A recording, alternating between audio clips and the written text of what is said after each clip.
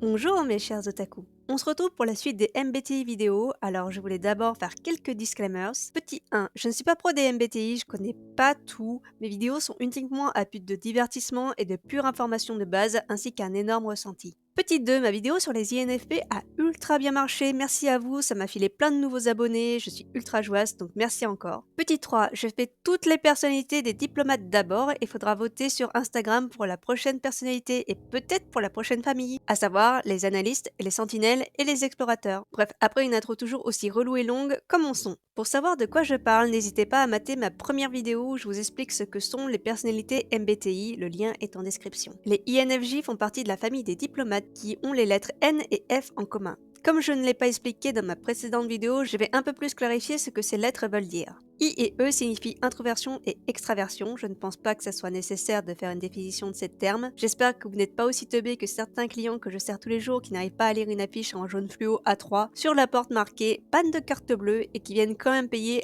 avec une carte bleue, soyez pas con SVP. N et S, les lettres qui suivent sont intuition et sensation, qui veulent en gros dire abstrait et concret. Ici, les INFJ, donc N, ils concentrent leur attention sur l'image globale d'une chose ou d'une situation plutôt que sur des détails, sur le contexte plutôt que sur la chose en elle-même, sur les possibilités futures plutôt que sur les réalités immédiates. Ce sont les lettres les plus chiantes à deviner chez un personnage de fiction. Ça mériterait une vidéo entière pour savoir les vraies différences. Ensuite vient T et F qui veulent dire pensée et sentiment. Ici bien plus simple, les T sont du genre à favoriser la logique aux émotions, et les F sont du genre à réagir au quart de tour émotionnellement. Remarque que les T sont souvent les gens qui montrent peu leurs émotions. Et pour finir, J et P qui sont jugement et perception. Les J sont ordonnés, aiment l'ordre et suivre un plan. Les P sont chaotiques, bordéliques et font ce qu'ils ont envie sur le moment, je voudrais dire. Donc si on résume bien, les INFJ sont introvertis, abstraits, sentimentaux et ordonnés, à l'inverse des INFP qui sont bordéliques. Donc on pense que les deux personnalités sont les mêmes, mais pas du tout. Laissez-moi vous expliquer ce que sont les INFJ en résumé avec des personnages animés en illustration qui sont censés être INFJ. Ce sont des personnes très introverties pour la plupart. Les INFJ ont moins de difficultés à se faire des amis que les INFP, mais sont pas pour autant très sensibles au regard que les autres portent sur eux. Malgré ça, ils ont l'air moins expressifs que les INFP, alors qu'ils sont aussi F, ce qui est vrai. La plupart des INFJ sont très calmes, trop calmes.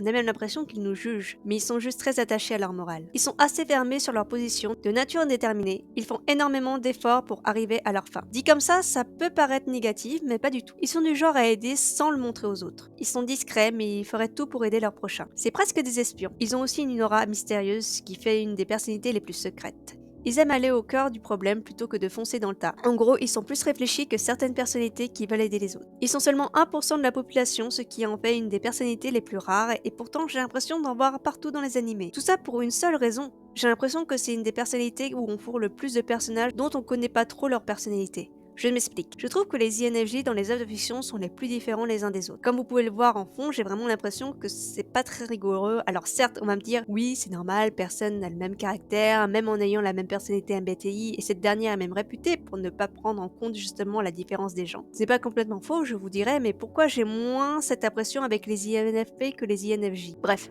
Un petit débat intéressant à faire en commentaire, maybe. Ils sont très représentés par leur introversion, mais aussi par leur envie de s'isoler des autres afin de réfléchir. Donc moins fonce dedans que certains F. Mais malgré ça, leurs propres sentiments sont difficiles à cerner et cela même pour eux-mêmes. Les INFJ sont souvent de nature polie, ordonnée. Leur gentillesse est aussi un trait très caractéristique. Ils ont du mal à dire non, mais aiment intensément les gens qui sont proches d'eux. Ils sont très altruistes et ne veulent en général pas le mal des gens. Ils sont du genre à prendre soin des autres à leur manière de façon indirecte. Certes, ils seront pas les premiers à te faire des câlins, mais ils se souviennent de beaucoup de choses te concernant, des petits détails, et feront en sorte de t'aider s'ils le peuvent, mais souvent de manière réfléchie et non dans l'action ou dans l'émotion. Ils ont du mal à savoir s'ils sont T ou F justement. Perso, je me pose même pas la question tellement je suis dans l'émotion pour n'importe quoi, MDR. Bref, ce sont les thérapistes du groupe alors que ce sont sûrement eux qui en ont le plus besoin. Ils sont tellement introvertis et smart qu'ils adorent les livres, je crois que c'est encore plus cliché que les INFP le côté artiste, mais les INFJ adorent les livres, ils se droguent avec, c'est impressionnant. Leur humour est aussi assez particulier, je ne sais pas comment le dire, mais ils ont leur propre humour et donc ils sont pas forcément bon public, mais ils rigolent à certaines vannes. Désolé les INFJ, je vous aime, mais je vous comprends pas trop non plus. Ils sont toujours à la recherche d'une personne qui les comprendra vraiment, alors qu'eux-mêmes ne pigent pas ce qu'ils sont quand ils font une crise de pensée existentielle. Les INFJ sont très clichés des gens organisés, ce qui les différencie beaucoup des INFP par exemple, et c'est vrai. Ils aiment que tout soit rangé de leur chambre jusqu'à leur vision du monde. C'est ce qui les rend si mystérieux, je trouve.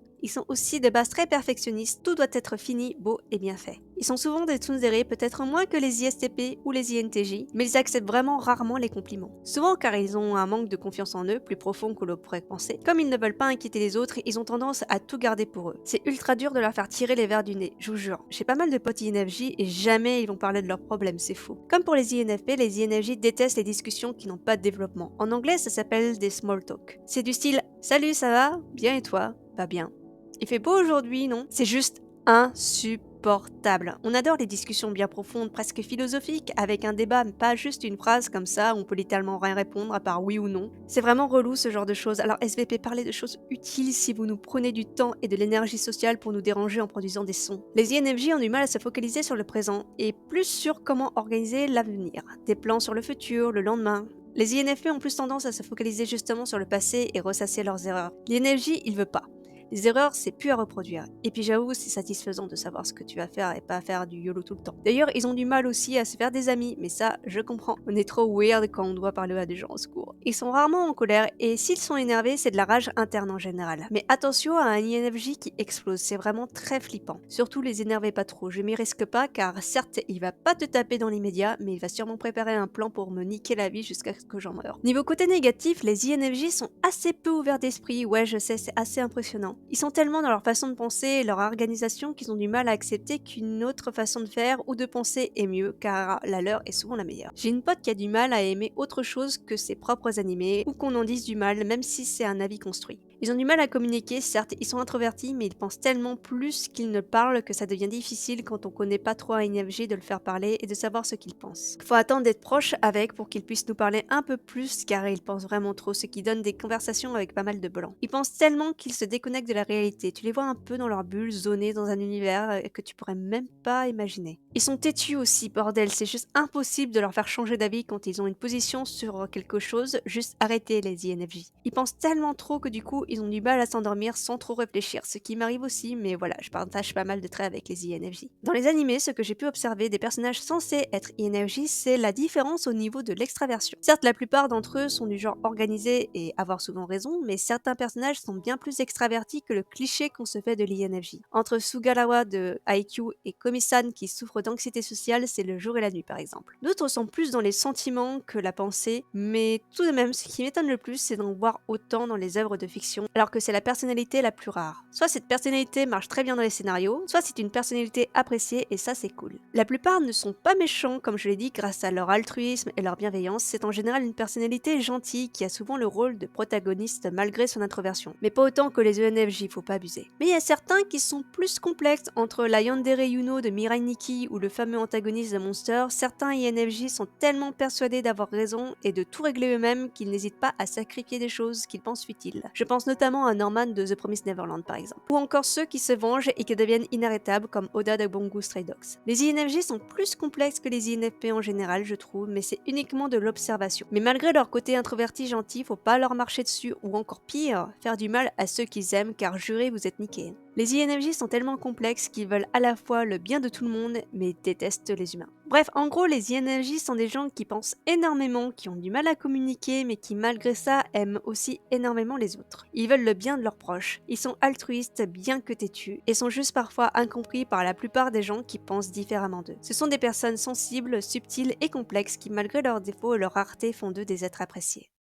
J'espère que cette deuxième vidéo sur la MBTI vous aura plu, je suis pas pro et ce n'est pas ma personnalité donc ça a été un peu plus difficile d'écrire le script. Je voulais pas me planter même si je suis plus proche des INFJ comme on fait partie de la même famille et qu'on n'a qu'une lettre de différence. J'ai parfois refait le test et je tombais de temps en temps sur INFJ mais je suis trop chaotique et con pour être INFJ donc voilà. Allez sur mon Instagram pour voter pour la prochaine personnalité, likez et partagez la vidéo à vos potos INFJ car en vrai ils sont souvent paumés sur ce qu'ils sont. Gros bisous et à la prochaine. Salut.